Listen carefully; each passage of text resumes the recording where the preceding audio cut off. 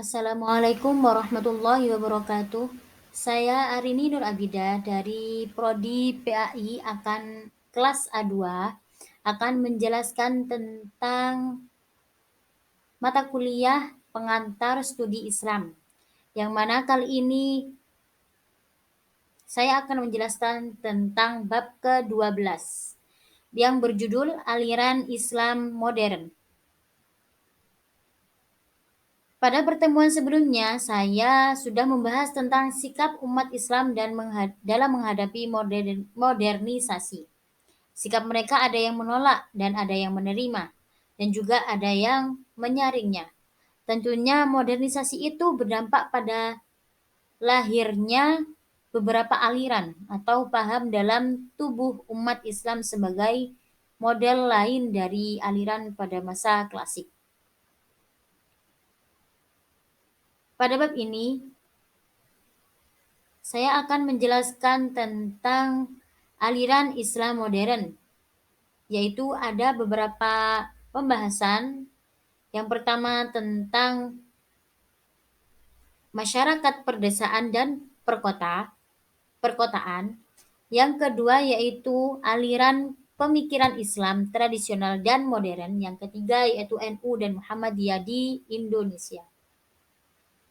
Menginjak pengertian atau penjelasan tentang yang pertama, yaitu tentang masyarakat pedesaan dan perkotaan.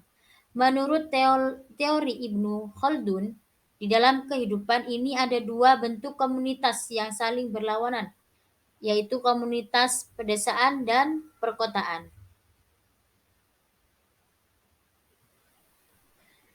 Masyarakat pedesaan identik dengan masyarakat yang penuh dengan keterbelakangan, kebodohan, dan kemiskinan, sementara masyarakat perkotaan yaitu identik dengan kemajuan. Dalam masyarakat pedesaan, tokoh masyarakat, para orang tua dan sesepuh desa menduduki status sosial yang tinggi dan superior.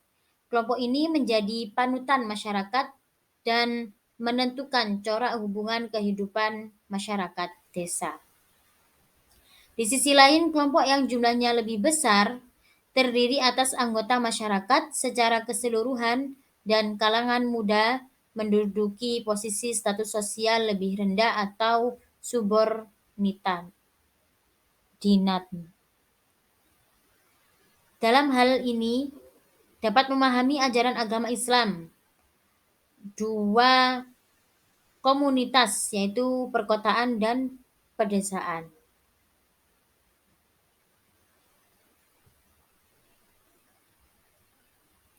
Modernisasi berimplikasi pada munculnya industrialisasi, dan ketika terjadi proses industrialisasi, terjadilah urbanisasi dalam masyarakat tersebut.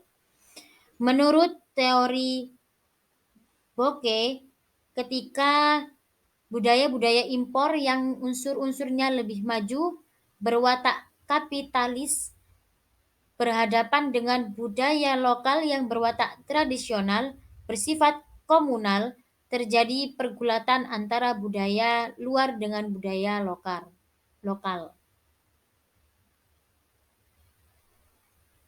Yang kedua yaitu aliran pemikiran Islam tradisional dan modern. Menurut Marilyn R. Waldman mengatakan bahwa pemahaman manusia tentang tradisi agama baik milik sendiri maupun milik orang lain itu terbatas. Bisa jadi pemahaman orang luar lebih baik daripada orang dalam. Antara kedua pendekatan di atas terjadi ketegangan atau gap yang sangat kuat antara budaya primitif dan modern. Maka untuk menyikapi gap yang terjadi antara dua tradisi di atas, Peter Connolly menyatakan perlunya orang dalam untuk belajar bagian melangkah secara imajinatif di luar perspektif religius yang dimiliki agar memperoleh banyak ide sama seperti yang mungkin diperoleh orang lain. Sebaliknya, orang luar juga perlu memiliki pandangan dunia non-religius, memiliki kewajiban mengimajinasikan bagaimana bentuk suatu dunia ketika di dalamnya terdapat wilayah suci.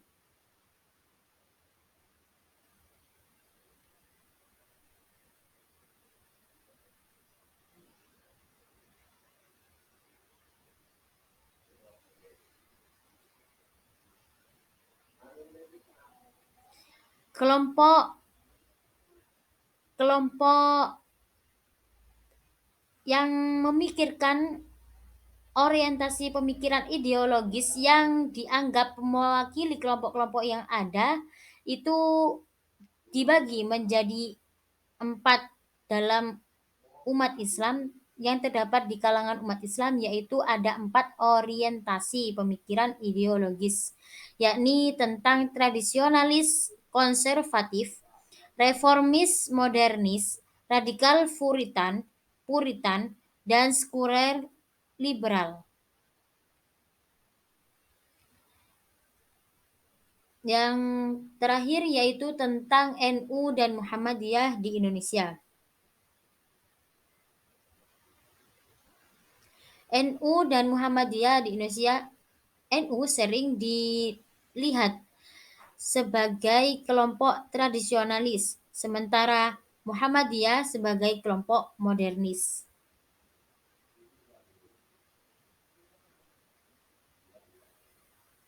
Namun, hal ini kemudian dianggap tidak layak lagi karena dalam perkembangan selanjutnya NU bersifat lebih terbuka terhadap modernitas.